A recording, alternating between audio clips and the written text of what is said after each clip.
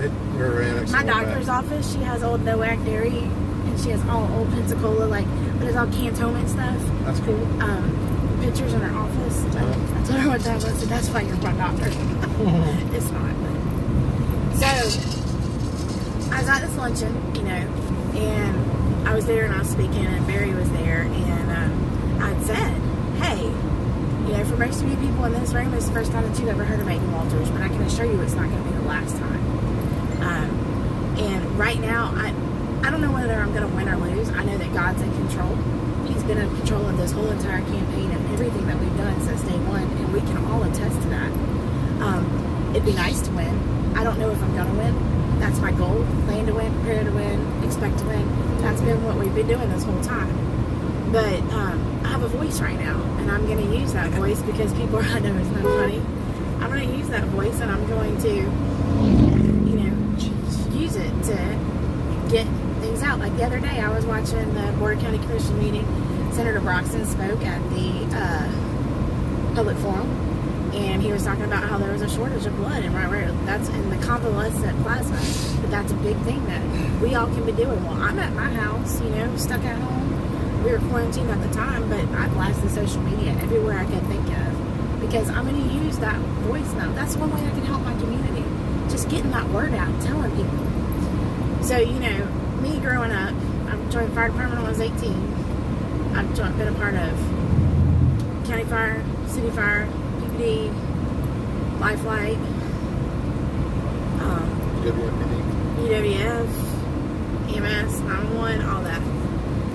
I've seen and heard things that no person should ever have to. We all have. I know that that's what my public safety friends have.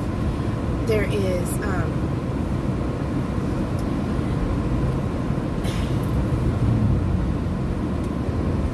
I was answering the phone calls during 911. During Hurricane Ivan, and we had to throw the rule book out the window. And some of the things that I said to people that night, like, just grab onto the rafters. They're in their attic, and their house is, flooding. And I'm like, just grab onto the rafters and do the best you can. We'll send help as soon as we can.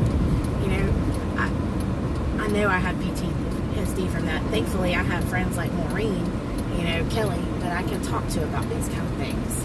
They've been through it with me. I have experienced 2 line of duty deaths of, one was a work-related one, and Chuck was involved in that. One was my best friend in Savannah.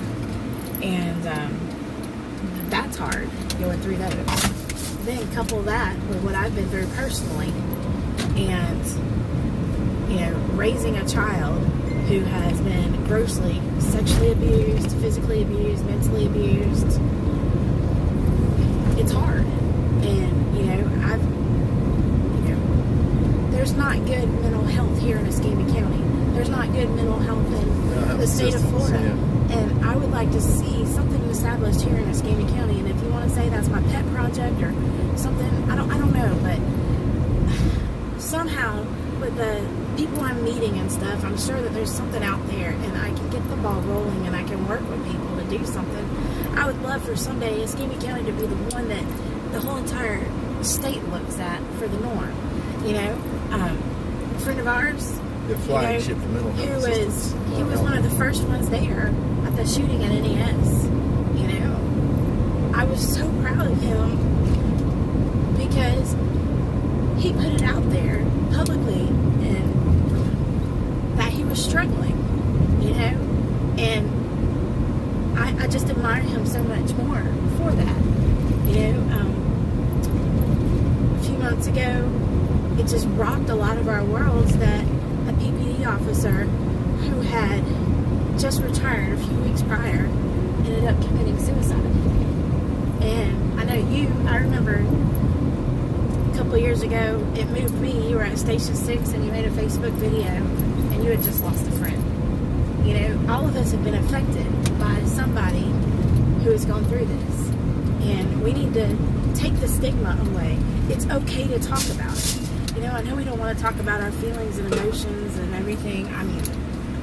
Before I met Chuck, I was a vault. I didn't talk about nothing, and Chuck has actually been able to get that out of me. And, I know you're like being quiet on all this and everything, but what are your thoughts? Well, there's an initiative by it's the IFF, or who it's through, IFC, International Association of Fire Chiefs and Firefighters, called Second Alarm Initiative, and it's going to benefit those with PTSD. It's like an anonymous reporting,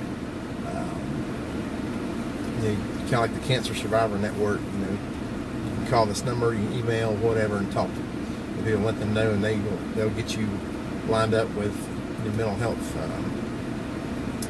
But are people aware of Doctors. that they have that? Yeah, it's